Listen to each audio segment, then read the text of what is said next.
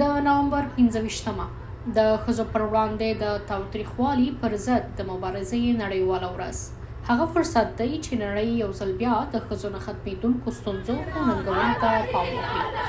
دلته په افغانستان کې لا هم ښځې د طالبانو د سخت دریځو سیاستونو قربانیان دي. هغه سیاستونه چې دوی له خپلو اساسي حقونو لکه زده کړو، کار او ازادۍ څخه محرومې کړي دي. ما فعالان مدافعان حقوق بشر خواستار پایان دادن به خشونت علیه زنان و اجرای سیاست‌های حمایتی و ناعادلانه هستیم.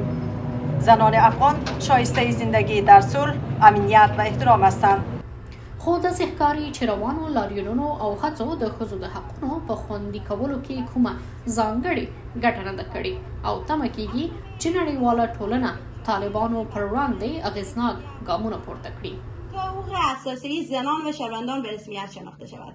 و زنان افغانستان در سطح ملی و بین المللی تاریخی را رقم زدند که بیانگر مبارزات دوامدار حق‌خواهانه و عدالت‌خواهانه زنان افغانستان بوده می‌تواند.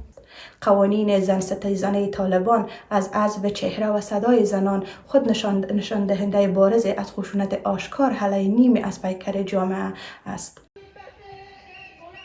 په همدې حال کې نړۍ هم د ورته ناوړو پیښو شاهده ده. یوازې په تیر کال کې په بېلابېلو هیوادونو کې زرګونه ښځې د کورني تاوتریخوالي، جنسي تیري او ناموسي وژنو قرباني شوي دي.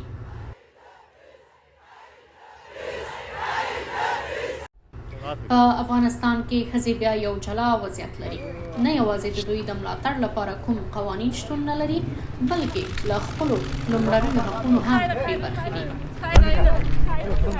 از جامعه بین الملل می‌خواهیم که فشارهای لازم بر نظام استبداد فعلی افغانستان وارد کنند تا حقوق اساسی زنان و شهروندان به رسمیت شناخته شود. 4.